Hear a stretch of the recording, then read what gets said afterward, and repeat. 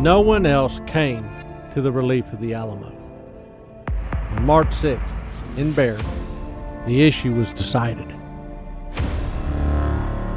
In the hours before dawn, General Antonio Lopez de Santa Anna arranged most of his available troops, about 1,400 men, in 4 major assault columns. 3 of his regular infantry battalions, Toluca, Jimenez, and Matamoros, and the Activo militia of San Luis Potosí, stormed the Alamo walls along with the Zapadores.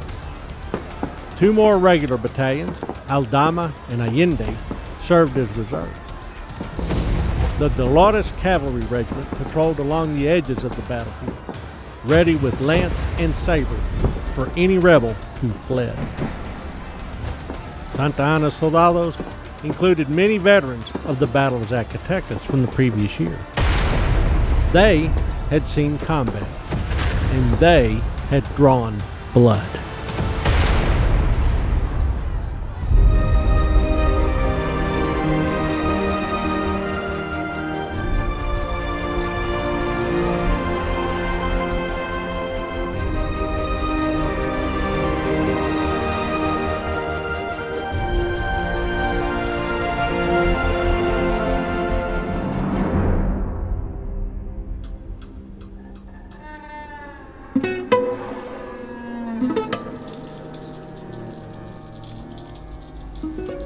The 186 men inside the Alamo compound were doomed.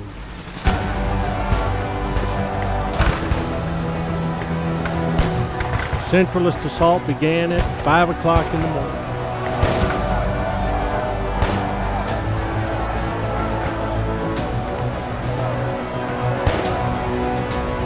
An hour and a half later, every Texian defender was dead. James Bowie, William Barrett Travis, and David Crockett among the slain. Their dreams, their hopes for Texas were reduced to ashes. Santa Anna's command had suffered as well. Texian small arms and cannon had killed or wounded more than a third of the soldados that attacked that day. Béxareños were ordered to carry away the dead of both sides, burning the Texian bodies while the soldados of Santa Anna's army were buried. There were survivors from within the Alamo walls. Several local families had sheltered there. There were also enslaved people there, and perhaps at least one free black. Amid the chaos of battle, soldados spared those they could. Susanna Dickinson, wife of one of the defenders, was brought before Santa Anna along with her infant daughter. He sent her out of Bear to spread news of the battle and spread panic to the American settlements farther east. Travis's enslaved attendant, Joe, was taken into Mexican service. He quietly slipped away soon after to become a second messenger of that defeat. That same day, delegates at Washington City read Travis's March 3rd letter, unaware that its author was already dead. His plea for assistance and his chiding of the ineffective provisional government energized readers and listeners alike.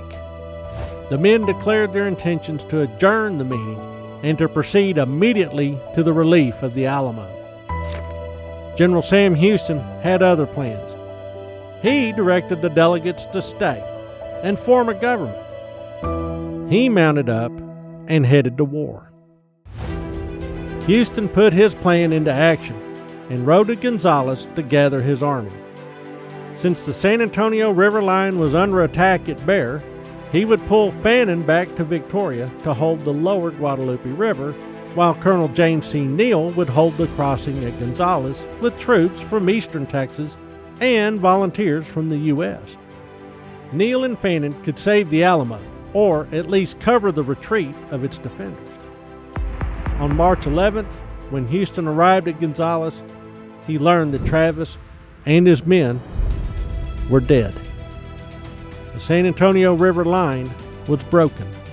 The Centralist forces now held the initiative. At Bear, Santa Anna awaited the arrival of 5 more infantry battalions and 2 cavalry regiments. Soon, Fannin would be in grave danger.